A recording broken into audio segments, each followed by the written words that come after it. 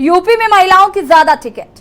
महिला आरक्षण के मुद्दे पर विरोधी दलों के सवालों की घेराबंदी से उबरने को लेकर बीजेपी यूपी में नया दांव लेकर आई है। यही कि लोकसभा चुनाव में बीजेपी यूपी में महिलाओं को 20 से 30% तक टिकट देने की तैयारी कर रही है।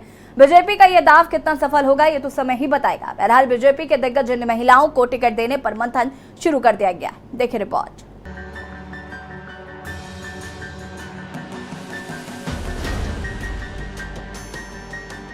2024 के आम चुनाव को लेकर दलों में रण जीतने की मोर्चेबंदी के बीच 128वां संविधान संशोधन विधेयक यानी कि महिला आरक्षण बिल पारित हुआ। विधेयक लागू कब होगा ये पक्का नहीं है। बता दें कि कम से कम 6 साल तो लागू होने की उम्मीद नहीं दिख रही।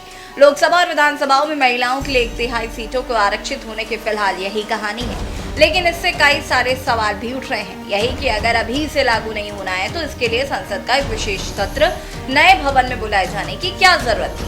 इसे लागू करने के लिए जनगणना की क्यों जरूरत है।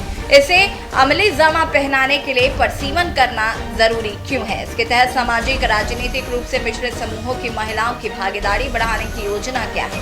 इसे राज्यसभा या विधान परिषदों में क्यों नहीं लागू किया जाएगा।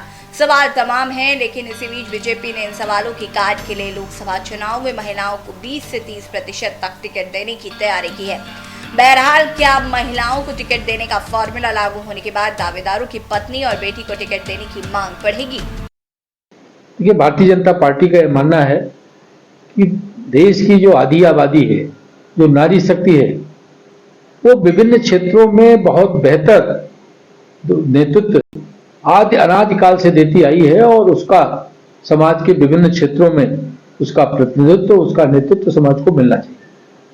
और यही कारण है कि देश के यशस्वी प्रधानमंत्री के नेतृत्व में भारतीय जनता पार्टी ने विधानसभा और लोकसभा चुनाव के लिए महिलाओं को 33% आरक्षण दिए जाने का विधेयक भी पारित कराया।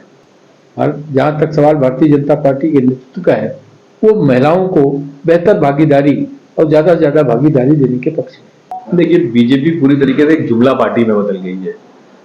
महिला आरक्षण बिल आता है, उसमें 2 क्लॉज लग जाते हैं कि जब सेंसस होगा, जब डिलिमिटेशन होगा, तब आपको आरक्षण मिलेगा। यानी कब सेंसस होगा, कब डिलिमिटेशन होगा, नहीं पता। तो खाली एक दिखा दिया गया कि साहब हाँ ये आरक्षण बिल है। उसी तरीके से ये है कि हम आरक्षण देंगे। अरे हमसे सीख रहे हैं। हमने पिछली बार के ही चुनाव में कांग्रेस ने 40% महिलाओं के लिए रिजर्व कर दी थी सीटें। तो हम जो कहते हैं वो करते हैं। वो क्या करते हैं, वो सिर्फ झूठ बोलते हैं और जुमले उछालते हैं। हम पूरी तरीके से चुनावी मोड में आ गए हैं और हमारी तैयारियां चरम पर हैं।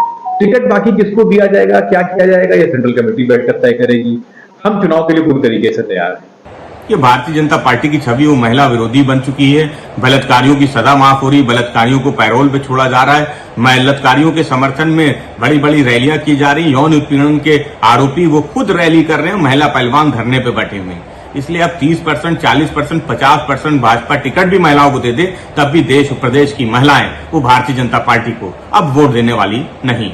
तो चलिए महिला आरक्षण को लेकर डिप्टी सीएम केशव प्रसाद मौर्य का बयान सुनवाते हैं। सुनिए उन्होंने क्या कहा। उत्तर प्रदेश में कानून व्यवस्था चुस्त और दुरुस्त है। बड़े बड़े अपराधियों को जेल भेजने का काम हमारी सरकार ने किया है, सजा दिलाने का काम किया है। भूमाफियाओं के खिलाफ अरबों खरबों की जमीन कार्रवाई करके खाली कराने का काम किया है। हमारी सरकार भ्रष्टाचार मुक्त, विकास से युक्त देश और प्रदेश को आगे बढ़ाने के लिए बढ़ रही है। 2024 में उत्तर प्रदेश में अभी हमारे 66 सांसद हैं, लेकिन 2024 में हम 80 की 80 लोकसभा सीटें जीतेंगे और माननीय नरेंद्र मोदी जी तीसरी बार देश के प्रधानमंत्री। सवाल है कि बीजेपी की महिलाओं को मैदान में उतारने की मंशा के बाद क्या कई मौजूदा सांसदों के टिकट कट सकते हैं। बता दें कि 2019 के लोकसभा चुनाव में बीजेपी और एनडीए ने 80 में से 11 महिलाओं को टिकट दिया था।